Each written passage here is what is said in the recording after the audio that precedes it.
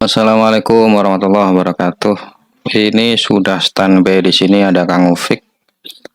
Yang kata beliau ingin membahas sedikit tulisan Mang Imat yang terkait dengan eh ya yang di live kan oleh si menantunya Wali Dobol itu.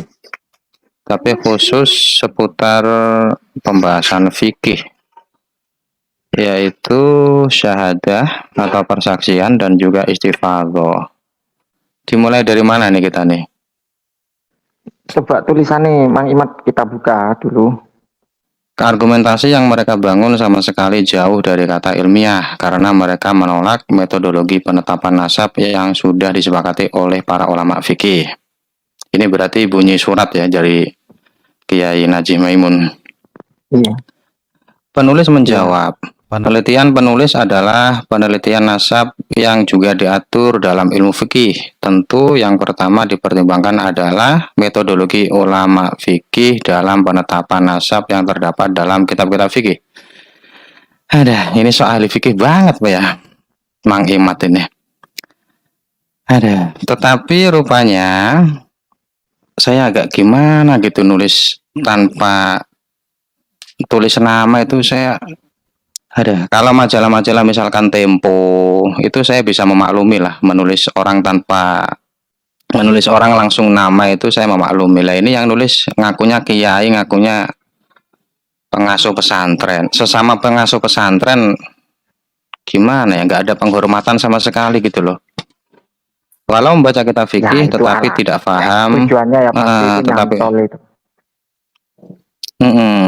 tetapi tidak paham maksud yang ditulis katanya. Sebagai contoh, Kiai Najih tidak paham, ini udah nggak punya adab, Imat ini nggak punya adab udah emang. Tidak paham tentang metode syahadah atau kesaksian dalam penetapan nasab yang terdapat dalam kitab-kitab ilmu fikih. Langsung ke itunya aja ya. Siapa? Langsung ke pembahasannya aja ya. Iya. Nah, di sini ya. Tapi sebentar, Imam Ibnu Hajar. Yang tadi itu ya, ada tulisan jarak. Sebentar, ada yang namanya syahadah itu tidak bisa untuk jarak jauh gitu.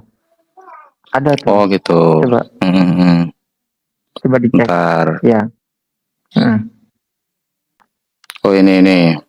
Padahal metode syahadah itu adalah bukan untuk kesaksian nasab yang jauh, tetapi untuk memberi kesaksian orang yang hidup hari ini sesuai apa yang saksi lihat dan saksi dengar. Ini ya.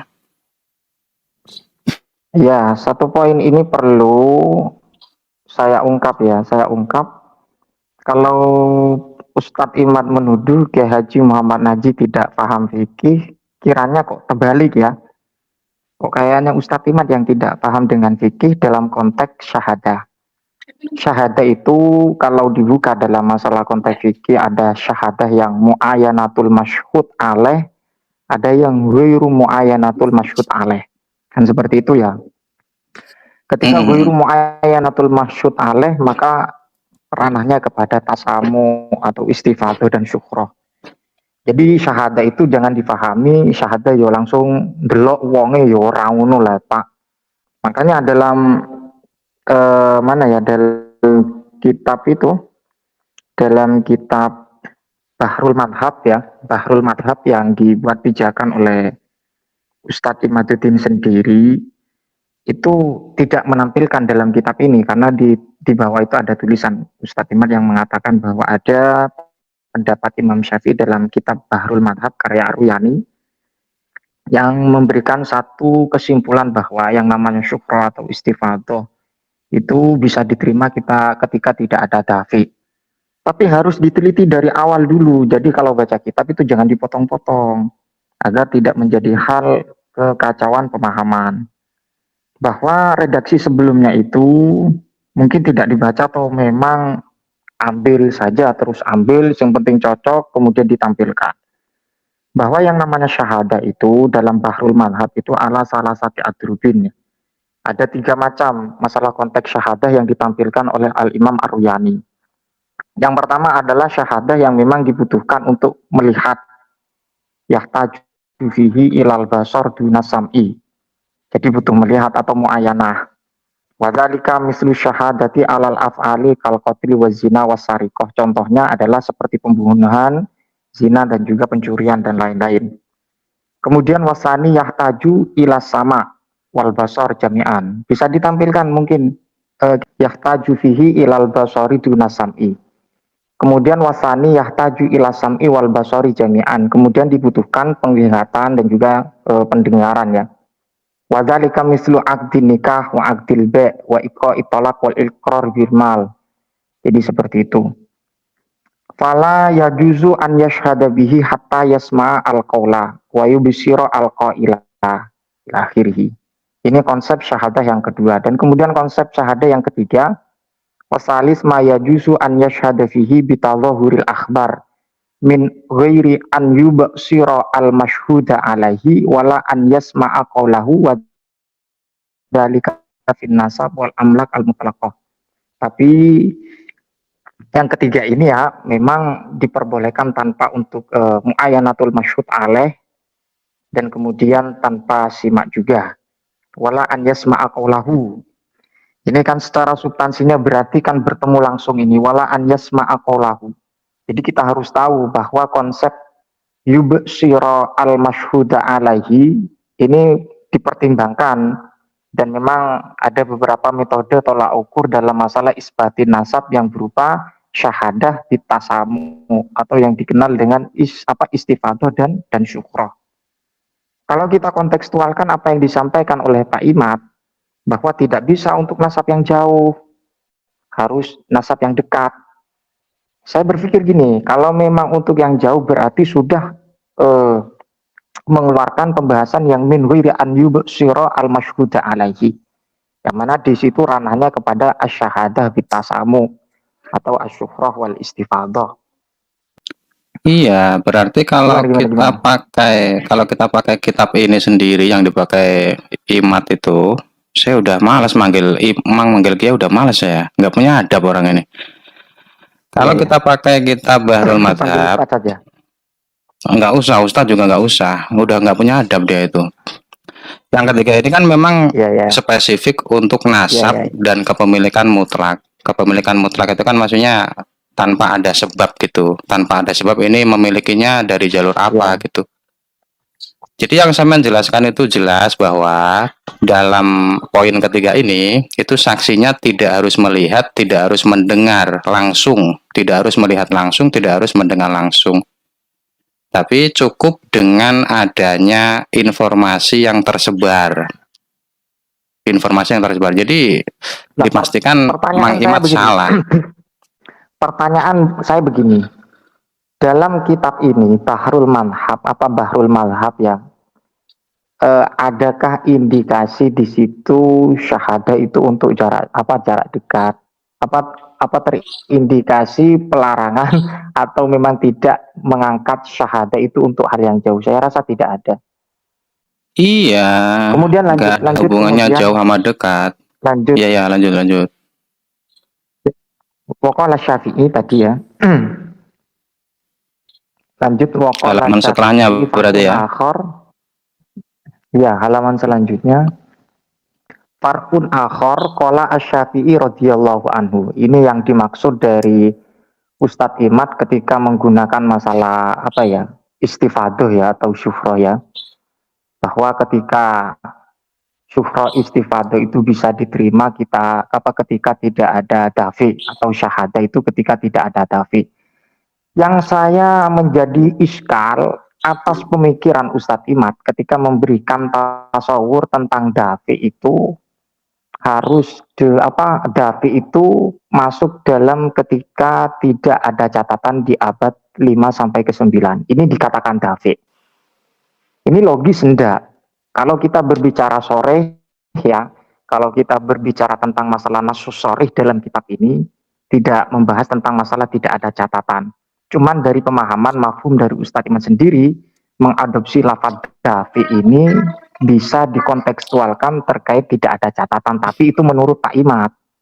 Tapi kalau kita berkaca kepada Gus Rumel, bahwa kemarin telah memberikan bocoran tentang masalah isnad itu yang abad keberapa itu, abad kelima atau abad ke-6 atau abad ke-7 itu kemarin, menyebutkan Ubaidillah bin Ahmad Al-Muhajir. Itu masih disimpan oleh beliau Gus Rumel. Tapi melihat bocoran itu sudah menjadi kekuatan yang sangat begitu besar.